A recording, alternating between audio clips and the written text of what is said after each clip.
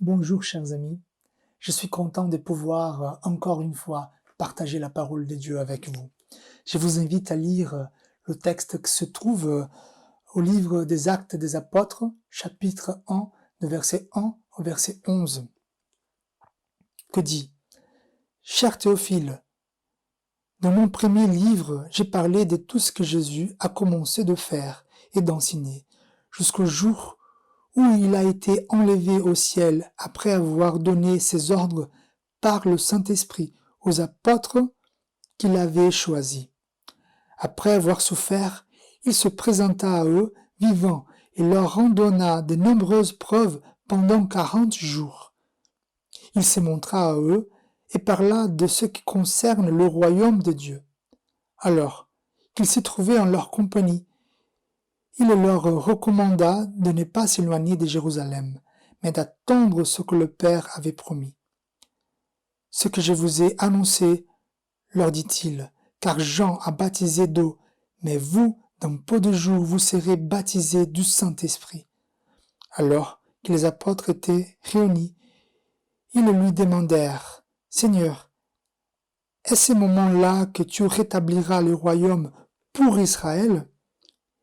Il leur répondit, ce n'est pas à vous de connaître le temps ou le moment que le Père a fixé de sa propre autorité, mais vous recevrez une puissance lorsque le Saint-Esprit viendra sur vous, et vous serez mes témoins à Jérusalem, dans toute la Judée, dans la Samarie, et jusqu'aux extrémités de la terre.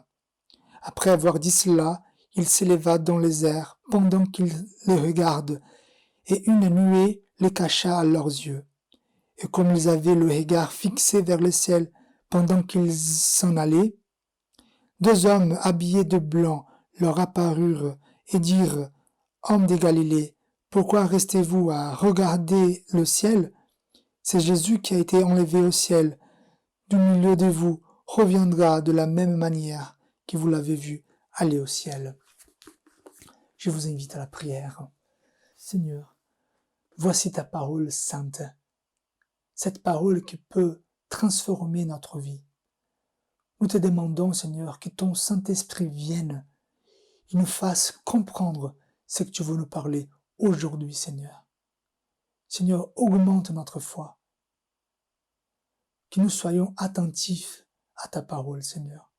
Nous te louons, Père, au nom de Jésus. Amen. Chers amis, quand on va au concert, au théâtre ou même au match de foot, on attend toujours un signe qui indique que le spectacle commencera. Un signe qui marque le début du spectacle. Et cela peut être les rideaux qui s'ouvrent, le chef d'orchestre qui donne un signal aux musiciens, ou l'arbitre qui siffle. Mais on sait également que pour les musiciens, pour les acteurs et les joueurs, le spectacle a commencé bien avant, avec des entraînements, de répétitions, des alimentations adéquates, et ainsi de suite. Et voici le petit parallèle avec l'ascension de Jésus. L'ascension de Jésus a été un signe qui a indiqué que la fondation de l'Église devrait commencer. D'abord, Jésus serait élevé à la droite de Dieu, devant le trône du Très-Haut. Ensuite, le Saint-Esprit serait envoyé sur les disciples de Jésus. Et enfin, les disciples seraient disposés de cœur et l'âme pour témoigner. Donc, tout a été prêt.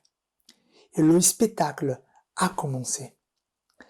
Aujourd'hui, je vous invite à méditer sur le contexte de l'ascension décrit par Luc. Luc a écrit le livre des Actes des Apôtres pour raconter l'histoire de l'avancement de l'Évangile et de l'Église. Il a voulu montrer la puissance du Saint-Esprit qui guidait le peuple de Dieu, son peuple. Moi, au lieu de parler de l'ascension telle qu'elle est au niveau théologique, je voudrais vous expliquer le contexte de l'ascension. En lisant le récit de l'introduction du livre des Actes des Apôtres, on constate que Luc a souhaité souligner trois éléments qui ont composé le contexte de l'ascension. Ces trois éléments qui sont présents dans toute l'histoire de l'Église et qui a façonné la prédication, qui a façonné la manière de vivre l'Église. Ces trois éléments sont d'abord la résurrection historique de Jésus, ensuite l'espérance du royaume des dieux, finalement la présence et la puissance du Saint-Esprit. Le texte nous conduira à la réflexion suivante, que c'est une question. Ces trois éléments sont-ils présents dans notre vie afin qu'on puisse continuer le travail que les apôtres ont commencé? Ces trois éléments sont-ils présents dans notre vie afin qu'on puisse continuer le travail que les apôtres ont commencé? Ce travail bien entendu, qui a son origine en Jésus-Christ. Je vous invite à étudier ce texte et si possible, gardez votre Bible devant vos yeux. Le premier élément est la résurrection historique de Jésus.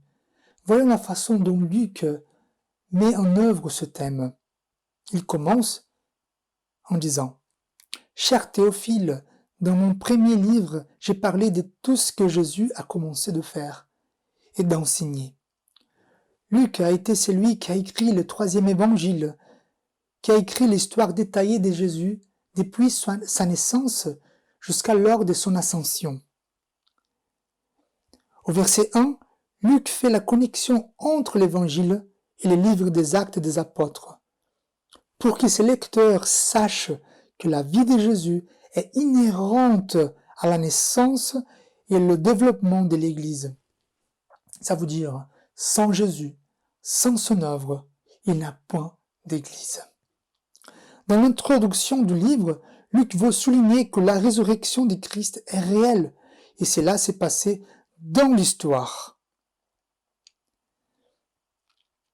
Luc ne veut absolument pas que ceux qui lisent l'histoire de Jésus et l'histoire de l'Église pensent que Jésus est ressuscité dans le cœur des gens, dans leur esprit, ou que la résurrection n'est qu'un mythe religieux. Puis dans ce but, il dit que Jésus, après sa mort publique, et pourquoi publique? Parce que Jésus a été crucifié en genre de mort publicitaire, que tout le monde qui venait voir Jérusalem pourrait voir Jésus mort. Donc après sa mort publique, il s'est présenté vivant aux disciples et leur a donné de nombreuses preuves qu'il est vraiment ressuscité en chair et en os. En plus, Luc, comme l'excellent historien de l'époque, il est très précis en ces détails. Il dit même le nombre de jours du ministère de Jésus après la résurrection, qui sont en tout 40 jours. Il a un sens spirituel et religieux de ce chiffre qui est connu par les Juifs. Mais je crois que Luc veut tout d'abord distinguer la résurrection de l'ascension, parce que ça pourrait confondre. Ensuite, il souhaite que ces événements soient historiques, c'est-à-dire qu'on puisse savoir exactement quand ils se sont passés. Et cela a bien marché. Aujourd'hui, tout le monde célèbre l'ascension, tout le monde chrétien bien sûr. Nous avons les calendriers chrétiens, les calendriers liturgiques. Grâce à la description précise, nous savons exactement la date de la mort, de la résurrection, de l'assomption de Jésus et la date de la Pentecôte. Alors, quels sont les avantages d'avoir et de connaître ces dates? Cela montre que le christianisme ne s'agit pas d'une histoire perdue dans le temps, comme c'est le cas dans nombreuses religions. Mais cette histoire appartient à l'histoire de notre monde, parce que cela est vraiment passé. En dernier lieu, Luc met en évidence la présence physique incontestable de Jésus. Et pour cela, Luc emploie l'expression « il se trouvait en leur compagnie ». Bon, tous ces mots, en grec, c'est seulement un verbe, un mot, qui signifie être ensemble. D'ailleurs, cela peut signifier aussi manger ensemble. Et pour notre tradition plus fidèle, on pourrait dire manger le sel. Indépendamment de la traduction, le sens est le même. C'est là vous dire que personne qui était avec Jésus après sa mort ne pourrait douter de sa résurrection. Il a même partagé des repas avec ses disciples. Frères et sœurs, les fantômes ne mangent pas. Donc la résurrection c'est vraiment passé. La première chose à retenir, c'est que Luc a voulu dire que la vie, la mort et la résurrection de Jésus-Christ est réelle, en plus que sa vie et son œuvre font partie de l'histoire du monde. C'est ainsi que lorsque les témoins, les disciples, les apôtres racontaient la vie de Jésus, le monde saurait que le christianisme n'était ni un délire, ni une abstraction, ni de l'obscurantisme. Finalement, on peut comprendre que l'avancement de l'Évangile a été et est seulement possible si Jésus est vraiment ressuscité, comme dit l'apôtre Paul à sa première lettre aux Corinthiens, chapitre 15, versets 15 et 19. Or, si l'on prêche que Christ est ressuscité, comment quelques-uns parmi vous peuvent-ils dire qu'il n'y a pas de résurrection des morts? S'il n'y a pas de résurrection des morts, Christ non plus n'est pas ressuscité. Et si Christ n'est pas ressuscité, alors notre prédication est vide, et votre foi aussi. Il se trouve même que nous sommes des faux témoins vis-à-vis de Dieu, puisque nous avons témoigné contre Dieu qu'il a ressuscité Christ. Or, il ne l'a pas fait si les morts ne ressuscitent pas.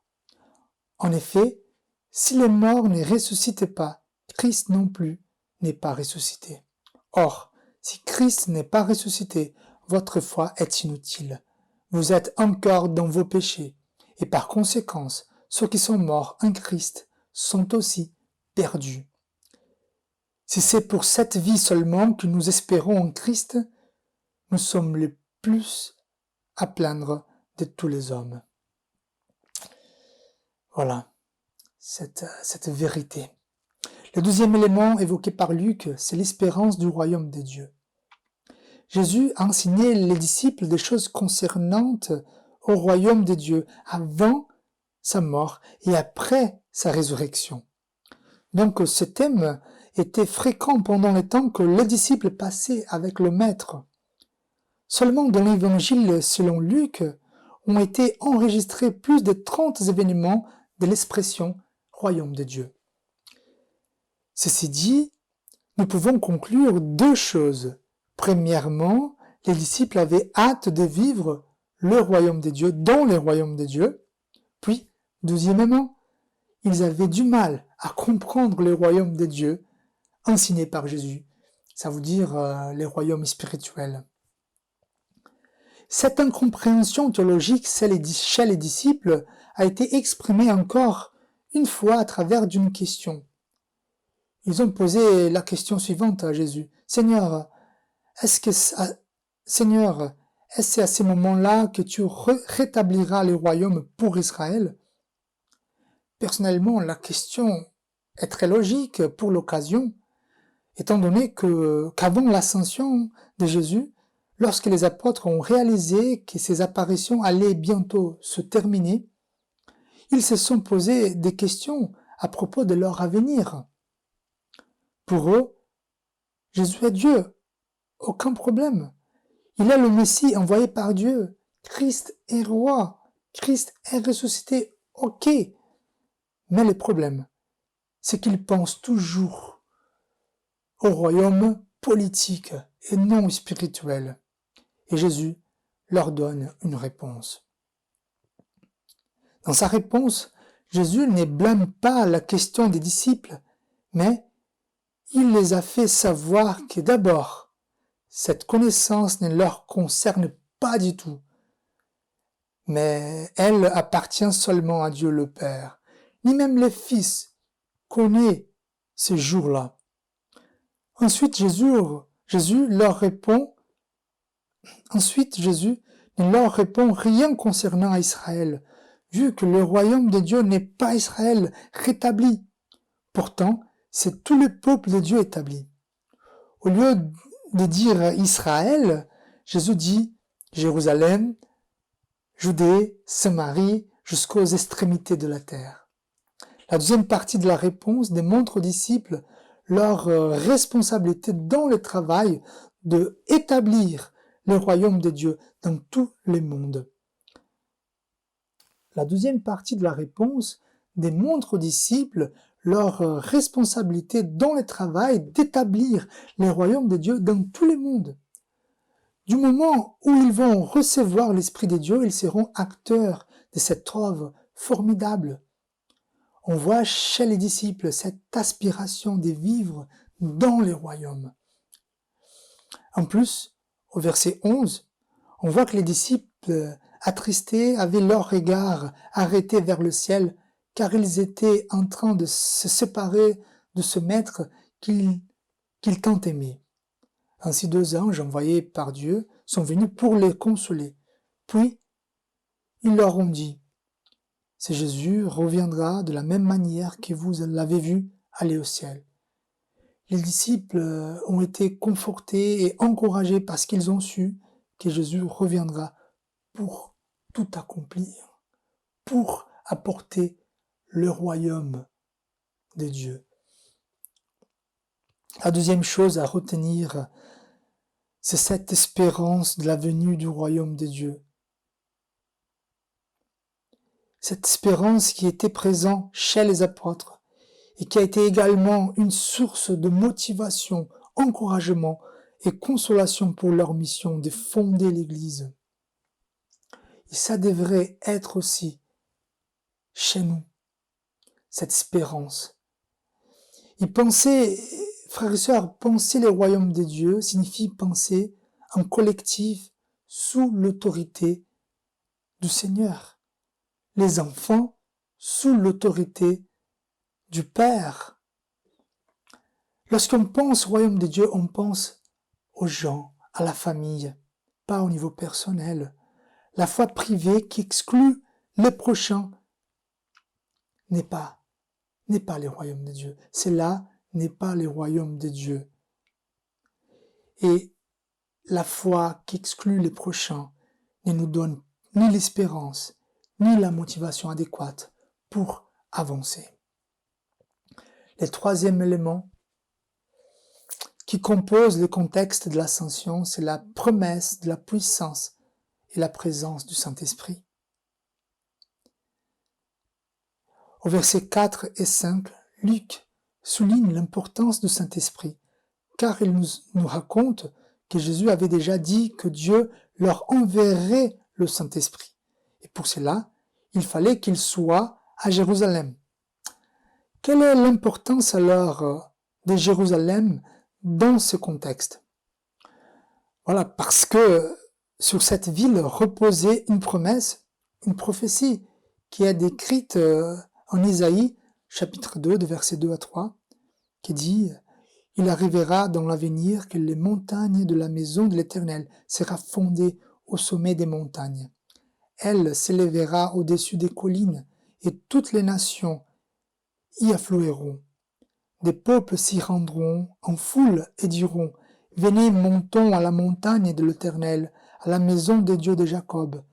Il nous enseignera ses voies, et nous marcherons dans ses sentiers. En effet, c'est de Sion que sortira la loi, et de Jérusalem la parole de l'Éternel. » Enfin, toujours le Saint-Esprit était une évidence de la mise en œuvre du royaume de Dieu. En plus, être baptisé du Saint-Esprit signifie plonger dans l'Esprit, à savoir être plein de Dieu. Et on voit aussi qu'avant l'ascension, Jésus refait la promesse de la venue du Saint-Esprit. nous voulons souligner la promesse faite par Jésus dans le verset 8. Alors, d'emblée, on voit que cette promesse est partie de la réponse de Jésus à la question des disciples concernant à la venue du royaume. En plus, Jésus promet leur envoyer le Saint-Esprit pour les préparer au travail dans et pour le royaume. Jésus leur promet la présence et la puissance du Saint-Esprit. Alors, qui est cet esprit? Cet esprit qui planait au-dessus des lots à la création, qui était dans les prophètes et rois, l'esprit qui entretient la création, comme nous pouvons lire au psaume 104, un esprit qui est descendu sur Jésus, l'esprit qui a ressuscité Jésus. Voilà la puissance de Saint-Esprit qui viendrait sur les disciples, qui est sur nous. Et Jésus dit, vous serez mes témoins. Cet esprit a été promis pour que les disciples puissent être témoins puissants de Jésus, témoins fidèles de Jésus. Quel est le but de la puissance du Saint-Esprit? Ça, c'est une question que nous devons nous la poser aujourd'hui. Quel est le but de la puissance du Saint-Esprit? Les émotions, les expériences, la puissance doit nous faire pleurer, rire ou sentir des frissons. Ici, dans le texte, cette puissance sert pour le témoignage de Christ. Cette puissance sert pour l'avancement de l'Évangile, pour le royaume. Frères et sœurs, cet esprit a été promis et il est venu, puis il est en nous. Donc à la fin, on voit Jésus qui est élevé au ciel.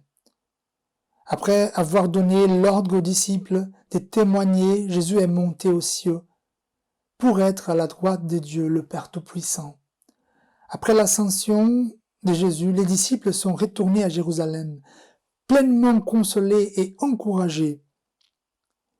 L'ascension était une raison de réjouissance, vu que tout d'abord l'entrée de Jésus au ciel avec un corps humain glorifié et l'assurance que tous seront également glorifiés et entreront en la présence de Dieu. Deuxièmement, à la droite de Dieu, Jésus est l'avocat pour défendre notre cause. Et enfin, l'ascension de Jésus et le fait qu'il est assis à la droite de Dieu marque l'intronisation royale. Frères et sœurs, le Saint-Esprit est venu, la promesse a été accomplie, 10 jours après l'ascension de Jésus. Et oui, le Saint-Esprit a donné la puissance aux disciples de Jésus, et cette puissance est toujours là. Alors, est-ce que nous pouvons voir cette puissance? Je vous avoue que parfois, je ne la vois pas, ni dans ma vie, ni dans l'Église. Dieu n'a pas changé, le Saint-Esprit non plus. Jésus n'a pas enlevé sa promesse, mais peut-être que c'est moi. C'est le moment de se repentir et être rempli par le Saint-Esprit. Pour conclure, je voudrais reprendre la réflexion dont j'ai parlé dans l'introduction.